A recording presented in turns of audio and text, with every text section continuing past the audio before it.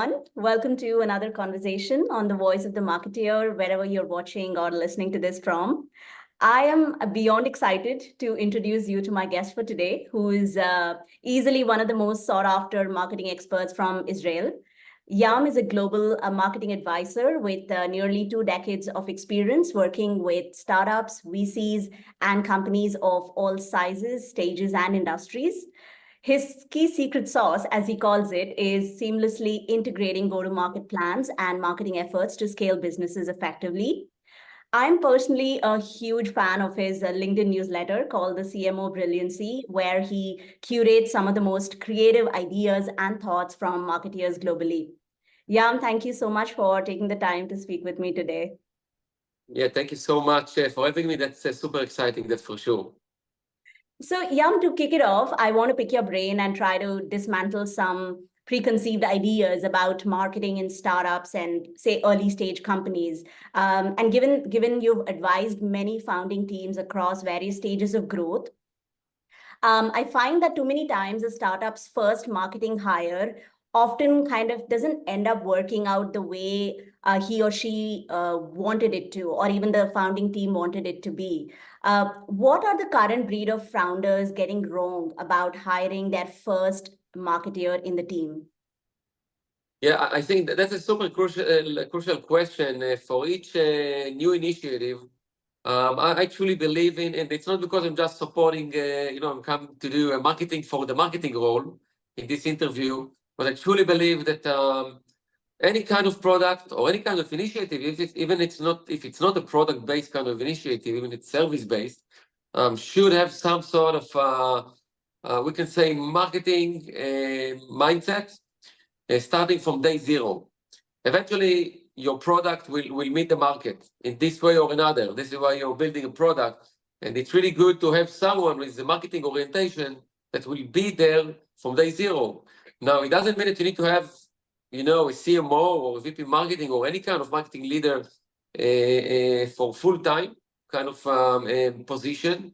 It can be a fractional position. It can be an advisor. It can be someone that will inject thoughts, processes, ideas that are more marketing oriented and have been in a business mindset, of course, that will help you to accelerate your initiative success.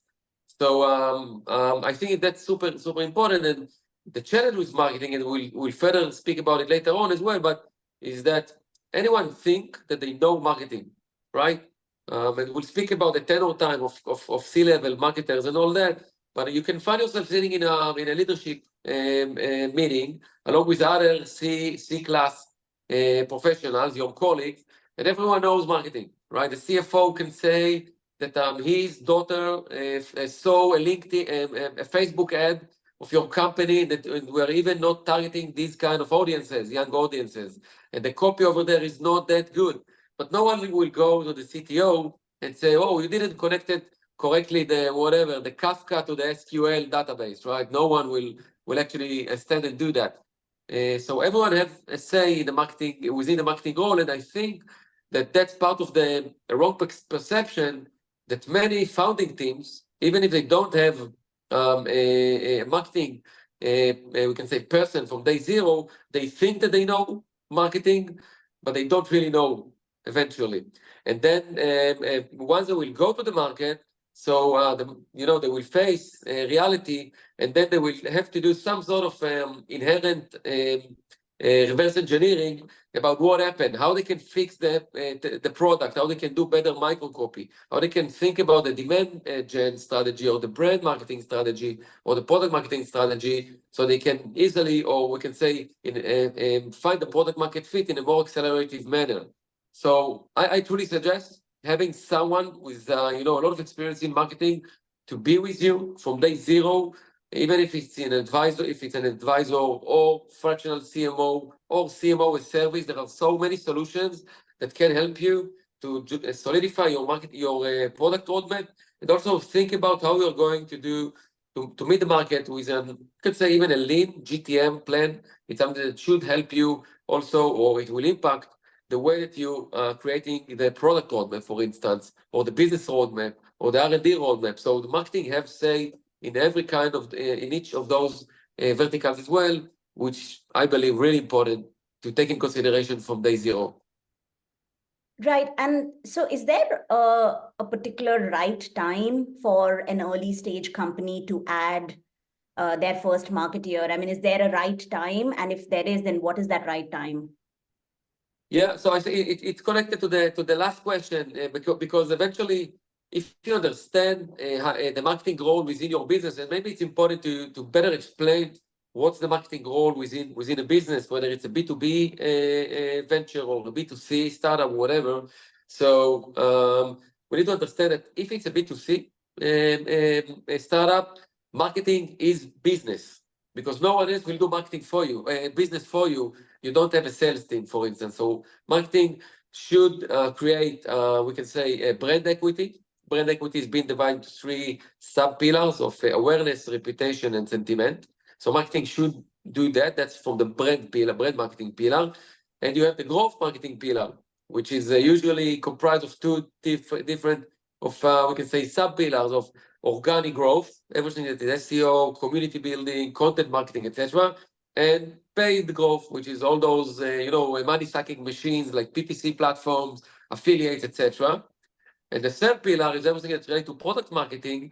And in product marketing, that's how you perceive the product, how you bring it to the market, how you prevent churn, how you do cross-sell and upsell, for instance. So marketing in B2C startups is the business. And if you're here to build a product that will have a business, we can say feasibility, you should have marketing thoughts integrated within your product consumption stage from day zero. If it's a B2B startup, so of course marketing is not the only business player, but you also have sales. In some cases, you also have biz dev that will be part of the whole business contribution efforts. But over there again, marketing should play a core role within everything that you are considering as business, because you need to think about positioning, you need to think about messaging. So something that you should start from day zero, even how you call different features of your product. Who is your ICP, your ideal client profile?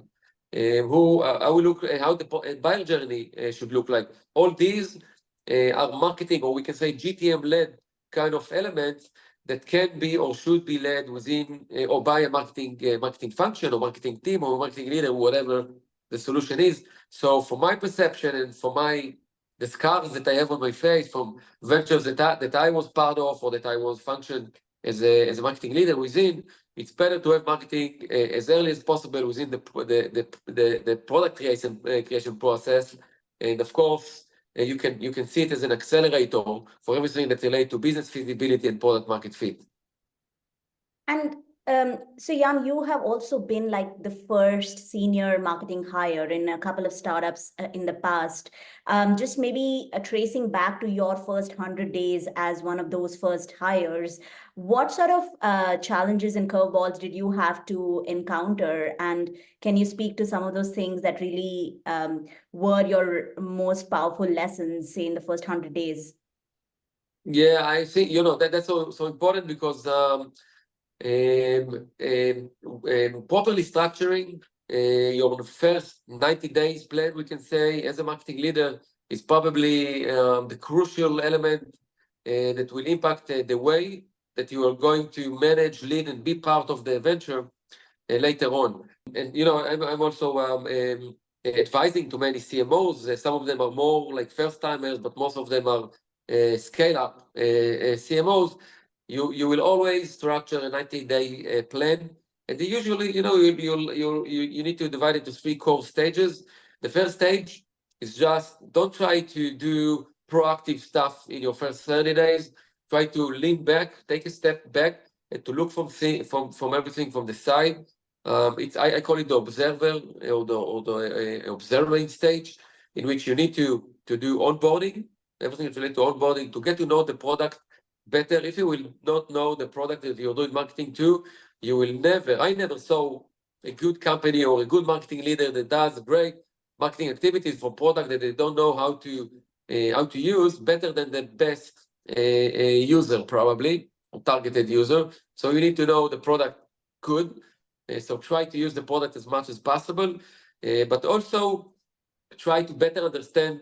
We can say, if it's a big organization, so the internal biology, dynamics, and politics of the organization. If it's a small organization, so try to understand how things work. What is the cadence of meetings, for instance, when the leadership meetings take place, and who moderate them, how they are structured.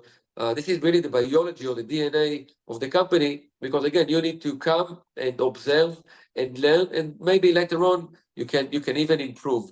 The second step of we can say from day 31 to day 60 probably will be more about implementing your thoughts, your learnings, your research that you did about the product, about the current state of the marketing, about the current state of the business, and about everything that relates to the marketing position within the company itself. And of course, it's your job to do marketing to the marketing first, because you need to bring it to the front. Some people need to be within the organization, need to be educated why there is this need of a marketing function, we can say, within the company. So it's important to come and put a foundation for a basic marketing strategy plan that should be comprised from those three pillars that I said, what we are going to do in product marketing, in brand marketing, and in growth or demand marketing. What is the operational aspect of it, and how a given roadmap and budgeting plan should look like. What I would do in those, we can say 31 days to 60 days, is to try to get a lot of people, a lot of stakeholders, relevant stakeholders, onboarded within this plan. So it's not that you will bring in your strategy plan, you say, hey everyone, here is my strategy plan. Now I want to start implementing it in my day, in the 61st day to 90. It will never work, even if it's the best plan, the most suited plan for the company. If people were not onboarded and you didn't get your buy-in from your team or from your colleagues, stakeholders or managers, if you say in this case your CEO, so it probably won't work. People need to be part of it. They need to feel accountability about it, and to feel accountability, they need to take play. They need to help you or assist you to build it. And of course, marketing is not a standalone effort. It's not that you can swim to an island and wave everyone, hi, I'm now over there. You need to do it together with them. It's very an inclusive process. And then what you should do in day 61 to 90, in most cases, you can start and properly and easily and slowly implement your thoughts, your drafted plan, your drafted marketing plan. We can say slowly but surely. So you should start with things that you're strong at as a marketing leader, but also the company already proved to be strong at, let's say, whatever, brand marketing. So you will amplify a little bit further all the brand marketing activities with social media, PR, whatever there is over there. If it's all about product marketing, so you can create more collateral for sales if it's B2B. If it's B2C, so maybe start to do perfect the welcome series of the email, or create a nurturing sequence for new users, etc., etc., etc. But try to use the strengths and not the weaknesses of both yourself and what the company currently has. So that was a long and a mouthful kind of what a new marketing leader should do within the first 90 days. But in most cases, I find it really practical and even right. If you are failing, so it's all right to fail. By the way, never be afraid to fail. It's totally fine. But everything needs to be well communicated within the organization. This is why you should show some sort of a proper plan, but then you also need to show the actual versus plan and how you manage to achieve not just operational KPIs like tasks that needed to be done and efforts, but also how the funnel in B2C or pipeline in B2B, how they are being impacted from your given activities. That's interesting you say, and yeah, I do want to touch upon a few things here, but the first thing top of mind I want to get your view on is something I was also speaking to another CMO from Berlin last week, and I'm curious to get your take on this. So at the moment, and there's a lot of research and report online about this, where CMOs are now having one of the shortest tenures among the C-level and the C-suite executives across companies of all stages and sizes, right? And apparently there's data to show that the CMO tenure is typically now lasting anywhere between 3 to 5 years. So my question is about, a lot of these new C-level titles that are coming up: Chief Growth Officer, Chief Revenue Officer, and amidst all of this, we have the CMOs also sandwiched somewhere. How do you foresee the whole evolution of marketing leadership structures in organizations going forward? Yeah, again, it's a great question because I experienced it as well as a CMO in different companies or different startups that each of them was in different stage. Some of them were pre-seed to seed, some of them were in growth stage, some of them were scale-ups. Listen, the CMO role, I will not say that it is a shitty role, but it's a really tough one, right? It's really challenging. Why? Because it comprises of so many elements from the human brain that it's also impossible to adhere to. And I'll give an example. On one hand, you need to be super creative. On the other hand, you need to be super analytical. You need to do great brand marketing, but you need to do also great to generate funnel and performance. You still need to manage a lot of functions. Your team is one of the most expensive team in the company, not salary wise, but budget wise, right? You're like a micro CMO, a CEO within the organization. That's one thing. The other thing is all the expectations from you as a business leader. Again, it's not that you're doing R&D or HR or something like that. You are, as I said before, the face of the business. So all the spotlights are hitting your brain. And the other thing is that, and I mentioned it as well, everyone knows marketing. So everyone will tell you and will tell to you what they think your marketing should look like. So the burnout levels that you get as a marketing leader, they are really high. And this is part of the things that the tenure time of the CMOs is just decreasing. I think it's the lowest within the C-level, and maybe you mentioned, but it's amazing to see how it's just continue decreasing as time goes by. What I find really can say helpful is to try to use a methodology. I call it over communication in some cases. So you're creating a plan, you keep communicating it to your colleagues and managers, or manager in this example, and also to your team. And everything is built on a very transparent and even authentic kind of relationship. It's much better than to keep things close to you. Don't do internal marketing or internal organizational marketing too much.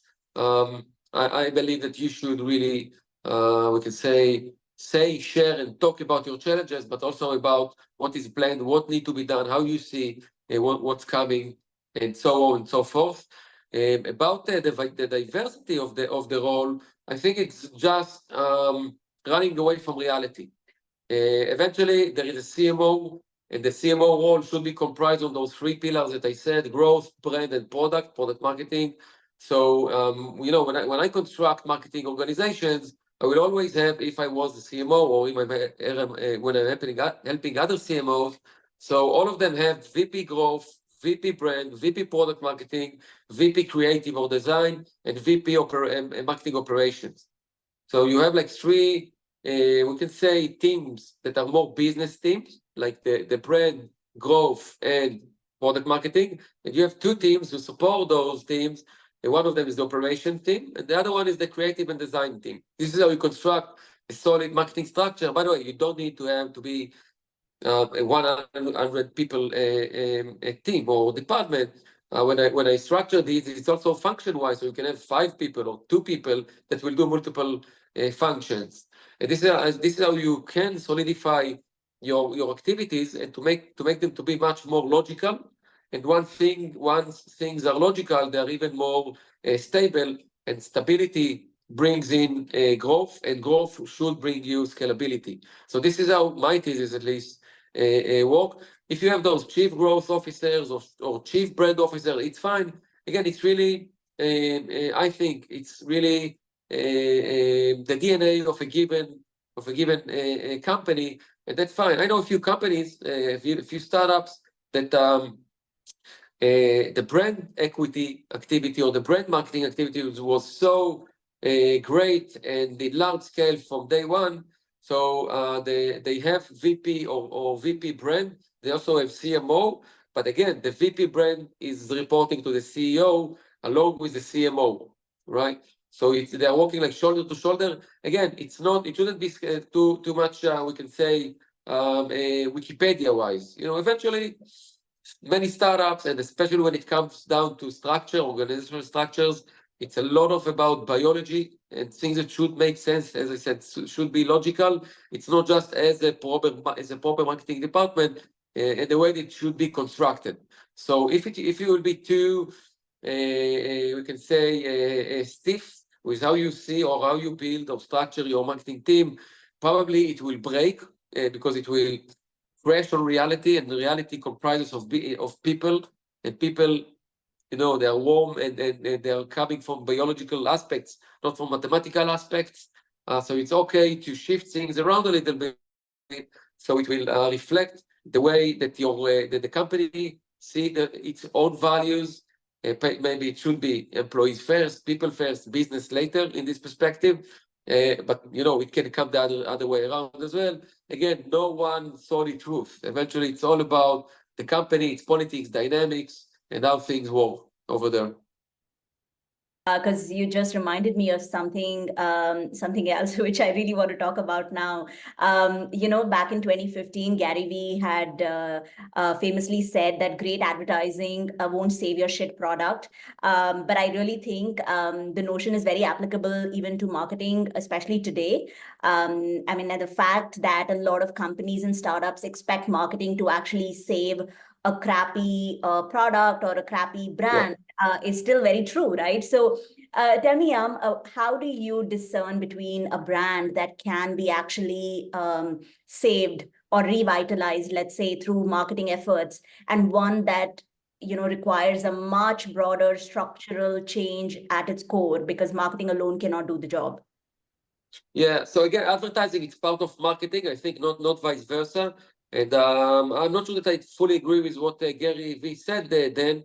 I personally know many companies that are now public companies that were saved by marketing, although we can say their product or solution was inferior, and or that the product really doesn't work, and they created, mega funnels to dominate the category. Then what's happening, after X amount of time, those companies, they have like a product gap, just like you have a technical gap, so you have also product gap. So the product in time is closing the gap with marketing, and eventually it delivers. By then, of course, it costs a lot of money, a lot of resources, and human time and everything to create a funnel, to create a solid business. And again, of course, those companies will enjoy from probably double-digit churn month over month, probably from bad reputation, because eventually maybe the marketing was good, but the product didn't deliver, etc. But I think that in order to do a proper branding or a proper advertising, you should know that it doesn't matter if it's B2B or B2C. It's first of all B2H, if we need another buzzword in marketing. So here goes, and it's business to human. And once you understanding it, and especially as a budding startup, where you need to think about an edge, but your product need to be tighten up a little bit further. Or again, people just don't know your product, but you can use brand activities to build it up. I really think that everything that's related to direct human connections, it's something that can disrupt your brand marketing activities. People eventually, they love to know that there is a team who bust their asses to work hard on those products, to bring them to life, and then to meet the market and to give those first users, beta users, whatever users, the product, and to get some sort of feedback.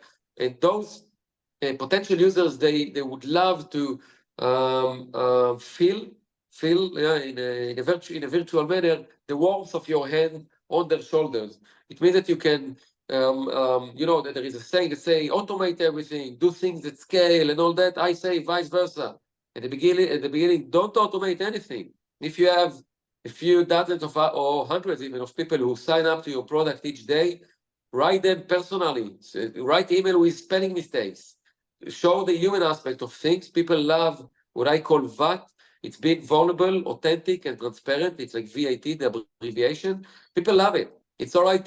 It's all right to do that and to act in a VAT manner in social media, in your business social media handles, and on your newsletters or email marketing activities. So show some humanity over there. Ask them questions. Ask them about their own life, their own challenges, but ask them also about the product and all that. People can feel engaged, and this is a huge a real estate. If you will be able to build your a small group of power users, probably you will be able to click the fast forward button a little bit harder, because they will help you with giving you feedback about the product, about the features, about your model, about everything. And from here, the path to product market fit should be a little bit accelerated.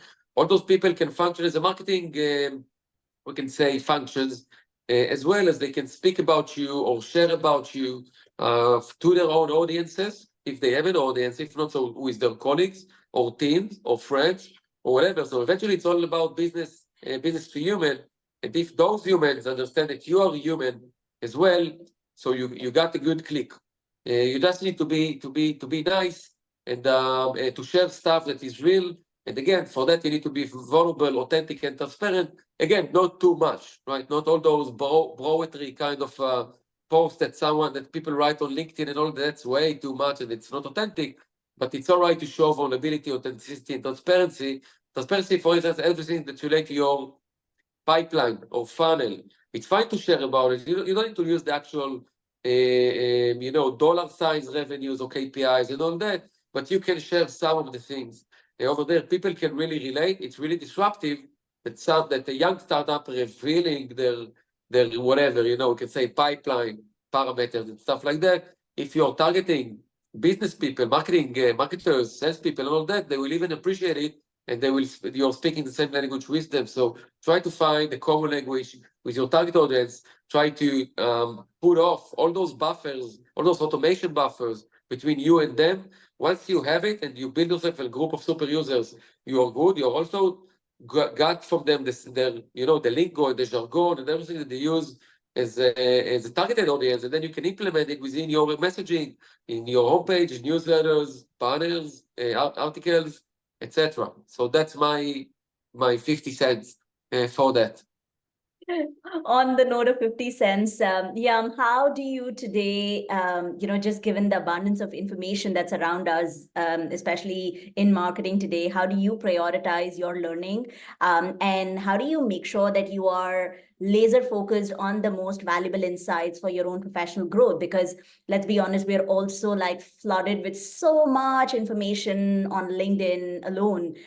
So how do you make sure that you are just focused on the most valuable and value adding insights with respect to your growth?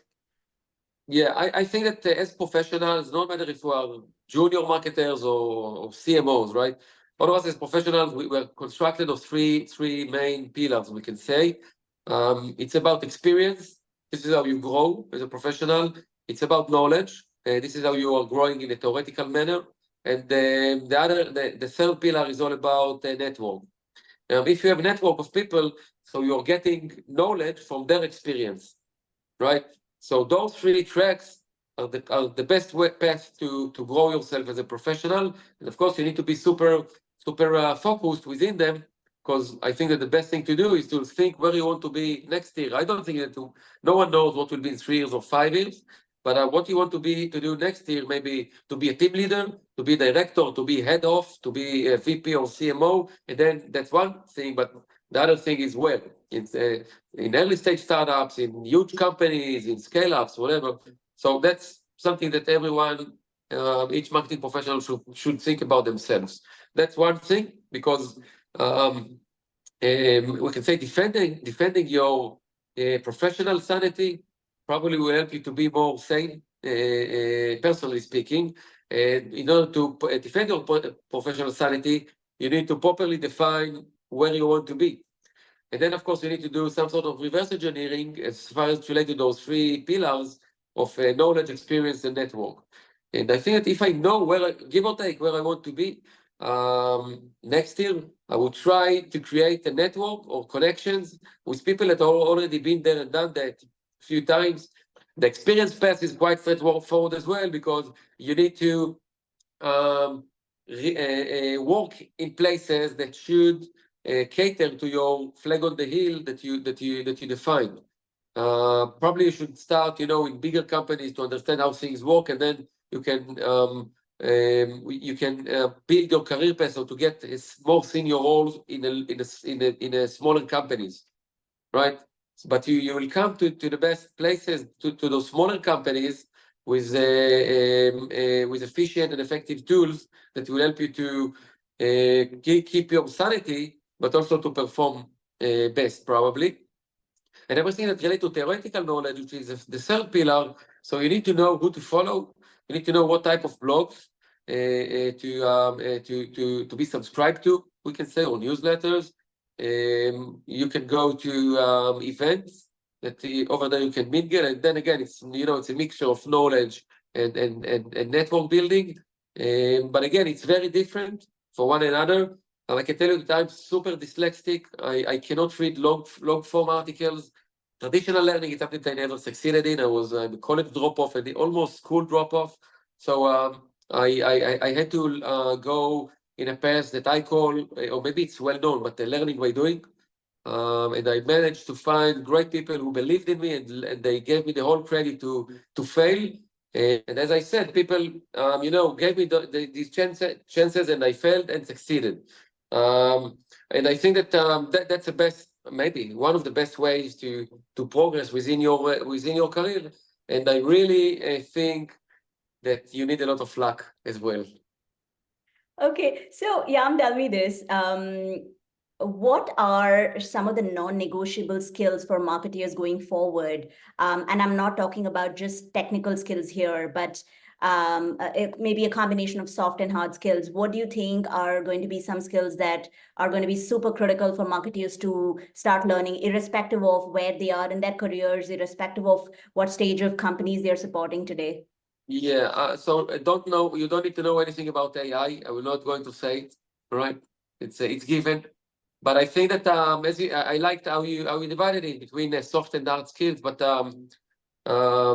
I think that being empathetic, it's one of the, especially as a leader, that's number one skill, soft skill that one should have. But be nice with people. Let your team run things and fail. Don't do micromanagement. You should hire subject matter experts and let them do what they should know, and you should be their facilitator eventually. So that's something that is really, truly, truly important. Hard skills as writing, data, and I think that being creative, be creative from the hard point of it, right? To know how to create creatives. I think it's something that's important. Again, you can use those AI tools as well. And being a mindful leader, as I said, it's part of being empathetic. But if I think that, again, the industry as a whole, not just here in Israel or in, globally speaking, should have more empathetic leaders or mindful leaders that will not just work with hard KPIs, but as leaders, we are, we can say, committed to each of our teammates that once their week ends, they should know if they had a great week or a shitty week. And no one can know it if you don't have operational KPIs, which is, just let's do strike-throughs on tasks that were done, or hard or business KPIs, like we generated more whatever pipeline, we reduced churn, we created more brand awareness, whatever, right? Because if they know if they had a good or bad week, it means that things are well structured, They have their OKRs, maybe the objectives and key results. They know their activities that need to be achieved in order to get to those key results and objectives. So everything is being logical, as I said. And if it's logical, it's more solid. If it's solid, it can go to the growth stage and scale up stage. Eventually, your strategy will be manifested by your roadmap. But your roadmap need to be undertaken by the marketing team. Interesting. And what sort of developments within marketing are you like extremely excited about in the coming days and months, Yam? Like maybe keeping the whole AI dialogue aside, because enough has been said and written about it. Are there other areas in marketing that you see changes, happening in the coming, like I said, months and years that you're extremely excited about? Yeah, I think it maybe will wrap everything up together because marketing is people understand, not just us marketing leaders, but also our colleagues and managers, of course, that marketing is a 360 kind of activity. This is why, when building a marketing strategy, I call it a multiple safety net strategy plans, because you should have all those pillars, product marketing, brand marketing, and growth. Within each pillar, you have the sub pillar, as I said before, in growth, you have organic and paid and all that. So if one thing will not work, the other thing should work.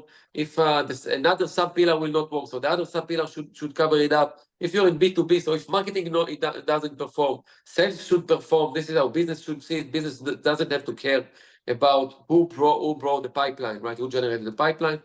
So I think this broad approach for marketing strategy and understanding that you should have a solid mixture between each of those things. It will not just build internally, we can say, intellect within your marketing team, but as the more brain power that you have and the more safety nets that you have within your strategy plan, the better the strategy or the more prominent and probably successful it will be. People are now getting out of those things that, all right, we need to do growth, so let's do PPC. And then they're getting addicted to PPC. And of course, the CPC will always go high, it will always increase. So again, what about the brand? And what about the product marketing? And et cetera, et cetera. So that's a solid perception that I now see being implemented with any kind of marketing teams, even if it's only a one-man show, that they should function on a few pillars. And it's fine. This is the perception, this is how you should implement it. This is, by the way, how you should defend if we talked about personal sanity, so here it comes again. This is how you should create a more solid kind of strategy that should perform better, not just in the short term, but also in the long term.